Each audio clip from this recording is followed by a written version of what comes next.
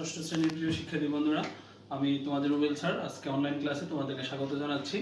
আজকে আমরা অনলাইন ক্লাসে তোমাদের কোশ্চেন নাম্বার 6 অর্থাৎ রিঅ্যারেঞ্জ নিয়ে আলোচনা করব। রিঅ্যারেঞ্জ পার্ট 1 সেটা নিয়ে আলোচনা করব। তোমরা জানো যে তোমাদের পরীক্ষায় বিভিন্ন ইম্পর্টেন্ট টপিক, যেমন হিস্টোরিক্যাল কোনো ইভেন্ট বা অন্যান্য যে ইভেন্টগুলো থাকে হিস্টোরি, সেগুলো এলোমেলো করে থাকে, সেগুলো তোমাদেরকে রিঅ্যারেঞ্জ করে লিখতে হবে অথবা সাজাতে হবে। তো এই টপিকটা তোমাদের জন্য ষষ্ঠ শ্রেণীর জন্য নতুন, কিন্তু এটা পরবর্তী ক্লাসগুলোতে অর্থাৎ ক্লাস 10 পর্যন্ত তোমাদের এই টপিকটা থাকবে। তো আমি আজকে তোমাদের যে রিঅ্যারেঞ্জ পার্ট 1, এখানে তোমাদের মডেল কোশ্চেন থেকে একটা টপিক নিয়ে আলোচনা করব। এটা পরিচিত একটি টপিক তোমাদের। চলো আমরা দেখি আমাদের মূল গল্পটা কি। এখানে রবার্ট ব্রুস সম্পর্কে তোমরা জানো, যেখানে রবার্ট ব্রুস ছিলেন, সে ওই গল্পটা আমরা এখানে তুলে ধরেছি। এখানে এলোমেলো করে গল্পটা লেখা আছে, এরপরে আমরা রিঅ্যারেঞ্জ করে কিভাবে লিখতে হয় সেগুলো আমরা দেখব। তো প্রথমে সেন্টেন্সগুলো আমি একটু পড়ে নিই। দেখো, এলোমেলো করে আছে, এখানে স্ট্রিটে সাজানো নাই। at its 7th attempt it succeed in reaching the top. এখানে ইটস বলতে স্পাইডারকে বোঝানো হয়েছে, এটা প্রোনাউন, ইতর প্রাণী প্রোনাউন ইট, তোমরা জানো। পরবর্তী sentence, this encouraged Bruce very much. Robert Bruce was the king of Scotland. His army was defeated again and again against King Edward I of England. He fled away to save his life. One day, he was laying in a cave in a forest. Being defeated for 6 times, he lost all hope. He noticed a spider trying to reach the top of the step wall of the cave, but it didn't give up its attempts. It fell down again and again. এখানে আমি গল্পটা এলোমেলো করে সাজিয়ে নিয়েছি। এরপরে তোমাদের পরীক্ষার প্রশ্ন ঠিক এভাবে এলোমেলো করে থাকবে। তোমাদের যেটা করতে হবে, সেখান থেকে আমাদের প্রথমে কোন সেন্টেন্সটা প্রথমে বসবে, এরপরে তোমাদের যে গল্পের ধারাবাহিকতা অনুযায়ী তোমাদের এটা সাজাতে হবে। তো আমি এখানে দেখো মূল গল্পটা সাজিয়ে নিয়েছি। এখানে আমরা 3টা পদ্ধতি অবলম্বন করেছি, অর্থাৎ এই অ্যান্সারগুলো আমরা যখন লিখব তখন আমরা এই 3টা পদ্ধতিতে যে কোনো একটা পদ্ধতি লিখলে হবে। তবে আমার কাছে মনে হচ্ছে তোমাদের এই পদ্ধতিটা বেটার হবে। এরপরে যদি প্রশ্নে থাকে, তোমাদের যেহেতু ইংরেজি প্রথম পত্রে 80 মার্কের পরীক্ষা হয়, লিসেনিং এবং স্পিকিং টেস্টের জন্য তোমাদের 20 মার্কের পরীক্ষা হয় না, এটা ক্লাসে হয়। তো যথেষ্ট সময় তোমাদের হাতে থাকে। তো এই পদ্ধতিটা তোমরা লেখার পরে এরপরে মূল গল্পটা আবার লেখার চেষ্টা করবে, যদি সময় থাকে, না লিখলেও হবে। তবে এই পদ্ধতির যে কোনো একটা পদ্ধতি তোমরা অবশ্যই লিখবে। অর্থাৎ স্টোরিটা যদি আমরা সাজাই, তাহলে দেখো এখান থেকে আমরা কোন সেন্টেন্সটা প্রথমে আসে। দেখো এখানে আছে Robert Bruce was the king of Scotland. গল্পের শুরুটা এভাবে হবে। তাহলে আমরা 1 নম্বর সেন্টেন্সটা লিখবো সি নম্বর, অর্থাৎ Robert Bruce was the king of Scotland. And second সেন্টেন্সটা দেখো ডি নম্বরে, his army was defeated again and again against King Edward I of Scotland of England. এবং 3 নম্বর যে সেন্টেন্সটা আছে দেখো জি নম্বরে হয়েছে, being defeated for 6 times he lost all hope. এবং 4 নম্বর যে সেন্টেন্সটা দেখো সেখানে আছে ই নম্বরে, অর্থাৎ he fled away to save his life. এবং 5 নম্বর যে সেন্টেন্সটা দেখো, এখানে থেকে আমরা এক নম্বর সেন্টেন্সটাকে পাশে বসাবো, অর্থাৎ one day he was laying in a cave in a forest. Number 6, H number sentence টা দেখো, he noticed spider trying to reach the top of the walls to the step of wall of the cave. এবং 7 নম্বর sentence দেখো সেটা কি হবে, it fled down again and again. And 8 নম্বর সেন্টেন্সটা দেখো, but it didn't give up its attempts.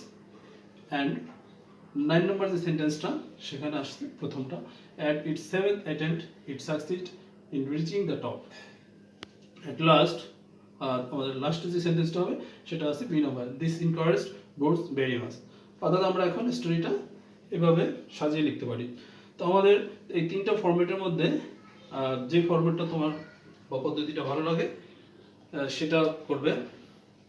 এখানে এটা লেখার পরে, স্টোরিটা সাজানোর পরে আমরা কি করব, আবার আমাদের যে স্টোরি প্যারাগ্রাফ আকারে সেটা আমরা লেখার চেষ্টা করব, যদি হাতে সময় থাকে। তবে এটা করলেও মার্কস পাওয়া যাবে, আর যদি তোমাদের হাতে সময় থাকে অবশ্যই মূল গল্পটাও সাজিয়ে লিখবে। কিন্তু এটা থাকবে, এটার যে কোনো একটা পদ্ধতি তোমরা লিখবে।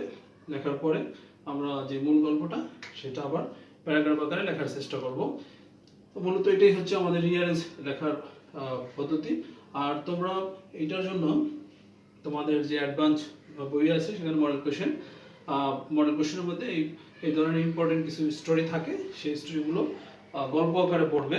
তাহলে তোমাদের সেন্টেন্সগুলো আইডেন্টিফাই করতে সহজ হবে যে কোনটা প্রথমে হবে এবং কোনটা সিকোয়েন্স অনুযায়ী তোমার সাজাতে হবে, সেটা তোমরা সহজেই পারবে। তো এই গল্পগুলো তোমরা বাংলাতেও পড়ার চেষ্টা করবে, যেভাবে বাংলায় যদি গল্পটা জানা থাকে তাহলে তোমাদের এই অ্যান্সারগুলো করতে খুব সহজ হবে। তাও আশা করি তোমরা আজকের যেই ক্লাসটা সেটা বুঝতে পেরেছো। আমরা পরবর্তী ক্লাসে আরও কিছু রিয়ারেঞ্জ নিয়ে আলোচনা করব।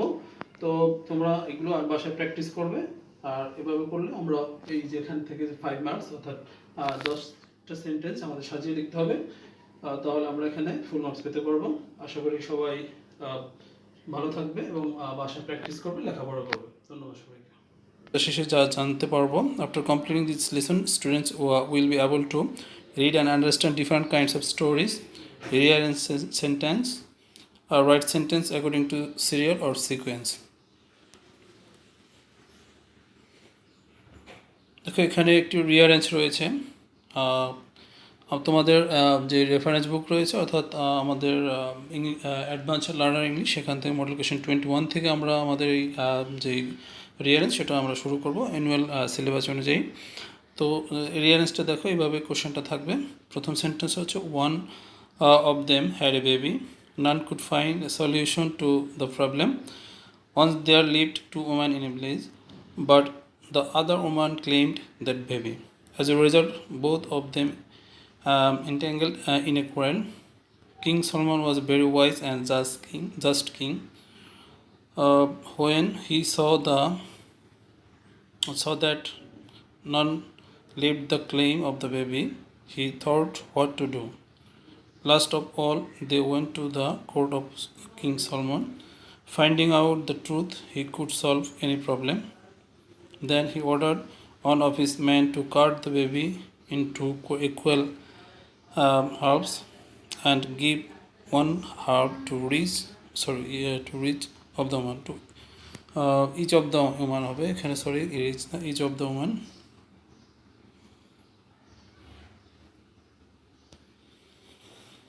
তো আমরা যে সেন্টেন্সটা যেভাবে সাজাবো দেখো, প্রথমে যে সিকোয়েন্স রয়েছে সেখানে কীভাবে আমরা একটা বক্স করে নিয়েছি, সেই বক্সের মধ্যে প্রথমে যেটা 1 2 3 4 5 এইভাবে আমাদের 10টা সেন্টেন্স আসবে, সেগুলো আমরা এভাবে সাজাবো। তোমরা অ্যান্সার লেখার সময় এভাবে বক্স করে শুধু সিরিয়াল নাম্বারটা লিখলেও হবে। এরপরে যদি তোমাদের হাতে সময় থাকে সেক্ষেত্রে তোমরা যেটা করতে পারো সেটা হচ্ছে সেন্টেন্সগুলো অ্যাগেন লিখতে পারো, অর্থাৎ প্যারাগ্রাফ আকারে সাজিয়ে লিখতেও পারো, সেটাই সবচেয়ে বেটার হয়। তাও এটা লিখলেও তোমার ফুল মার্কস পাবে, শুধু সিকোয়েন্সটা বা নাম্বারগুলো সিরিয়াল নাম্বারটা লিখলেও হবে। তো আমরা দেখো প্রথমে নাম্বার সি যেটা আছে সেন্টেন্স, সেটা প্রথমে বসবে, অর্থাৎ once there live two woman in a village. প্রথম সেন্টেন্স হচ্ছে একটা গ্রামে দুজন মহিলা বাস করতো। তারপরে আসে A number sentence, one of them had a baby, এর মধ্যে একজনের একটি বাচ্চা ছিল। বা তারপরে 3 নম্বর যে সেন্টেন্স সেটা হচ্ছে D number, but the other woman claim that baby, কিন্তু দুজনের মধ্যে যার বাচ্চা সে নাচে অন্য একজন দাবি করলো যেটা তার বাচ্চা।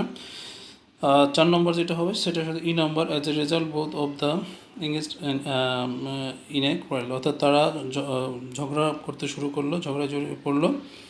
এরপরে যে সেন্টেন্সটা 1 নম্বর সেন্টেন্স দেখো, সেটা হচ্ছে বি নম্বর বসবে, none could find a solution to the problem, এই প্রবলেমের জন্য কেউ কোনো সমাধান খুঁজে বের করতে পারলো না। এরপরে যে সেন্টেন্সটা সেটা হচ্ছে 6 নম্বর, অর্থাৎ 6 নম্বর যেটা বলছে সে last of all they went to the court of king Solomon, এরপরে তারা সলমান যে বিচারালয় আছে সেখানে তারা সবাই গেল। 7 নম্বর যে সেন্টেন্স সেটা হচ্ছে দেখো F number, the king Salman was very wise and just king. তো এখানে জাজ হবে, বানানটা ভুল আছে। তারপরে দেখো, তারপরে যেটা আছে 8 নম্বর সেন্টেন্স, আই নম্বর হবে, finding out the truth he could solve any problem. তারপরে যে সেন্টেন্সটা রয়েছে অর্থাৎ 9 নম্বরে জি নম্বর দেখো, when he saw that none of the claim of the baby he thought what to do. তো এরপরে সে দেখলো যে দুইজন কোনো উপায় না দেখে দুইজনেই বললো যে বাচ্চাটা তাদের। এরপরে সে যেটা করলো নাম্বার 10 সেন্টেন্স যে নম্বর বলছে, then he ordered one of his men to cut the baby into 2 equal halves and give one half to each of the woman। এখানে রিচ না সরি ইচ হবে, বানানটা টাইপে ভুল হয়েছে। তো এরপরে যেটা হচ্ছে যে সে বলল তার যে যারা ছিল তার সাথে তাদেরকে বললো যে বাচ্চাটাকে কেটে 2 ভাগ করে দুজনকে দিয়ে দাও। তো তোমরা জানো অ্যাকচুয়ালি স্টোরিটা কেমন। এরপরে যে রিয়াল মা সে বললো যে না আমার বাচ্চা ও না, আমার এটা লাগবে না। তো তারপরে তারা রিয়েল মাকে আইডেন্টিফাই করতে পেরেছিল। তো এরপরে আমরা যেটা সেন্টেন্সটা এইভাবে সাজিয়ে লিখবো। এখানে আমি দেখো এটা করার পরে প্যারাগ্রাফ আকারেও সাজিয়ে নিয়েছি, তোমরা এইভাবে করতে পারো, এটাও বেটার হয়। তো এরপরে দেখো আমরা আরও একটি রিয়ারেঞ্জ রেখেছি তোমাদের জন্য।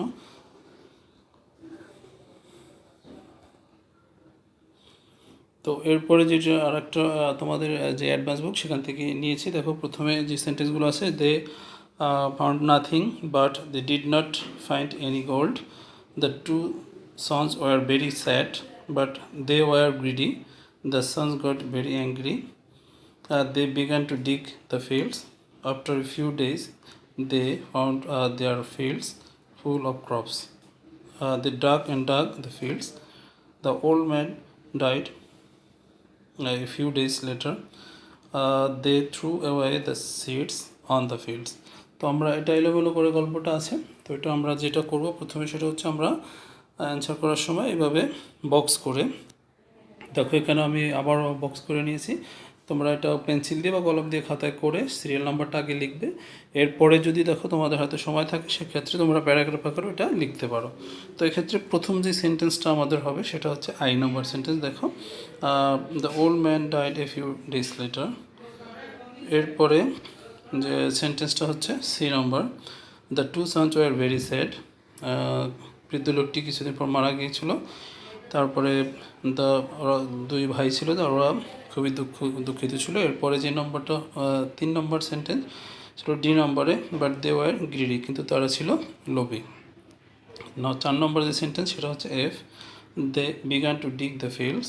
তারা তাদের যে জমি ছিল সেটা খনন করতে লাগলো, চাষ করতে লাগলো। এরপরে 5 নম্বর যে সেন্টেন্স সেটা দেখো 5 হচ্ছে এইচ নম্বর, দে ডাক অ্যান্ড ডাক দ্য ফিল্ড, তারা জমিটা করতে। এরপরে যেটা হচ্ছে 6 নম্বরে বি। তো বি নম্বর সেন্টেন্স কি দেখো এখানে, but they didn't find any gold, কিন্তু তারা এটার ভিতরে কোনো গোল্ড পেল না। এরপরে 7 নম্বর যে সেন্টেন্স দেখো দে ফাউন্ড নাথিং, তারা এখানে কিছুই পেল না। তারপরে যেটা আছে 8 নম্বরে যেটা হবে ই নম্বর, অর্থাৎ the sons got very angry, তারা খুবই রাগান্বিত হলো। এরপরে 9 যে নম্বরের সেন্টেন্স সেটা যে number, they threw away the seeds on the field, তারা তাদের কাছে যে বীজগুলো ছিল সেগুলো তারা জমির মধ্যে ফেলে চলে আসছে। তারপরে যেটা লাস্ট নম্বর সেন্টেন্স হবে জি নম্বরে, দেখো after few days they found their fields full of crops, তারপর তারা তাদের যে জমিটা সেটা শস্যে ভরা দেখলো। অর্থাৎ এটা গল্পটা তোমরা জানো, এর পূর্বের যে গল্পটা সেটা মডেল কোয়েশ্চেন আগেরটা চলে গিয়েছিলো হাফ ইয়ারলিতে। তো এরপরে আমরা যেটা করব সেটা হচ্ছে এইটাকে সাজিয়ে লেখার চেষ্টা করবো আবার প্যারাগ্রাফ আকারে। দেখো the old man died a few days later, কিছুদিন পরে বিদ্যুৎটি মারা গিয়েছিল। The two sons are very sad, যেই তাদের সন্তান ছিল তারা খুবই মর্মাহত হলো বা দুঃখিত হলো। বাট দে আর গ্রিডি, কিন্তু তারা লোভী ছিল। They began to dig the fields, তারা তাদের জমি সেটা খনন করতে লাগলো। They dug and dug the fields, খনন করতেছিল। দে ফাউন্ড নাথিং, তারা কিছুই পেল না। The son got very angry, তারা খুব রাগ হয়ে গেল কিছু না পেয়ে, তারা ভাবছিল যে এখানে কোনো গুপ্তধন রয়েছে।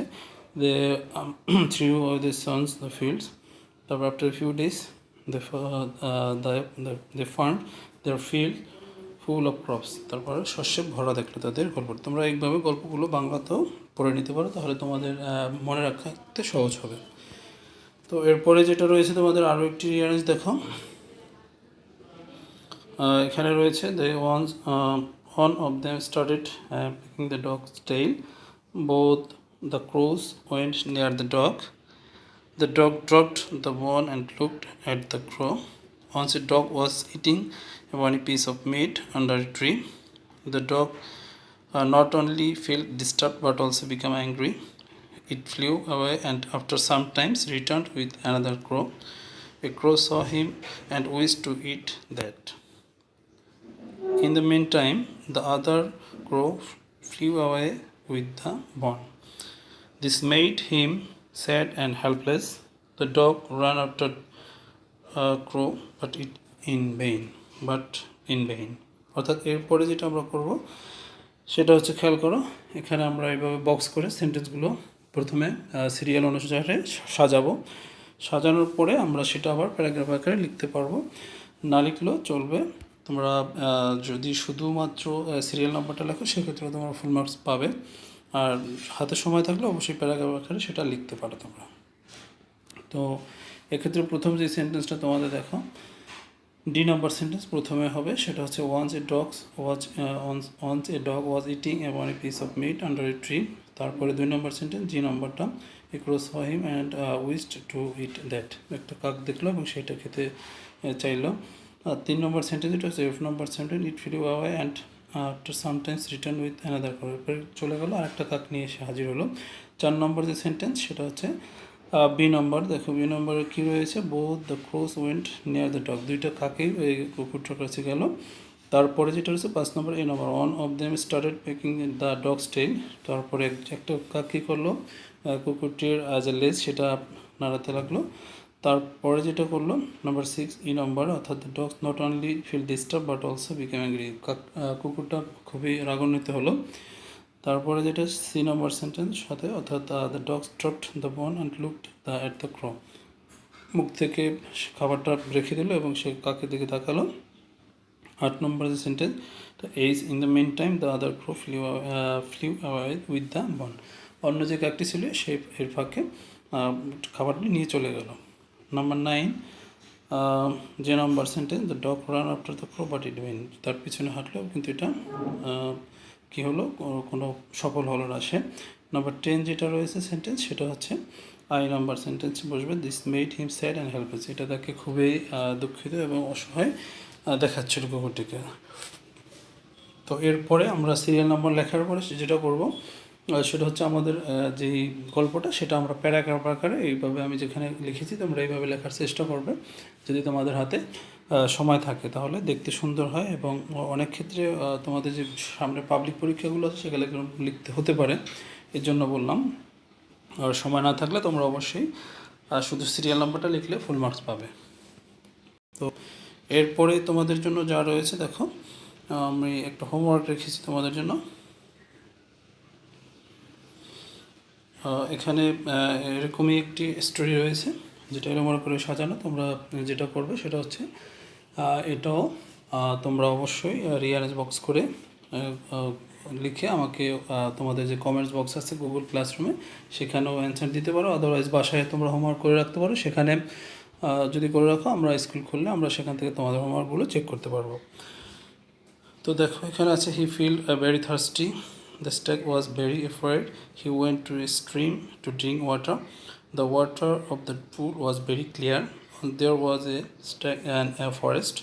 He could see his image in the water. He started running fast to save his life. He was very charmed to see the image of his horn. While thinking so, he saw a hunter coming towards him with his horns. But when he saw his legs, he was very sorry because his legs were very thin and ugly. তোমরা এই গল্পটা জানো, তো আশা করি তোমরা এটা উত্তরটা লিখে হোমওয়ার্ক হিসেবে আমাকে জমা দিবে। যদি না পারো বাসায় হোমওয়ার্ক করে রাখবে, তোমাদের রেগুলার যে স্টাডি সেটার অংশ হিসেবে এটা করে রাখতে পারো। এটা আমরা একসাথে প্রতিষ্ঠান খুললে আমরা তোমাদের এই হোমওয়ার্কটা চেক করে নেব আশা করি। তো আজকের এ পর্যন্তই। তোমরা ভালো থাকবে, সুস্থ থাকবে এবং তোমাদের যে স্টাডি রেগুলার স্টাডি সেটা কন্টিনিউ করবে। আর কোনো সমস্যা হলে আমাদের সাথে যোগাযোগ করবে, আমরা চেষ্টা করব তোমাদের যে সমস্যাগুলো সেগুলো সমাধান করতে। ধন্যবাদ সবাইকে, আজকের মতো এখানেই সমাপ্তি।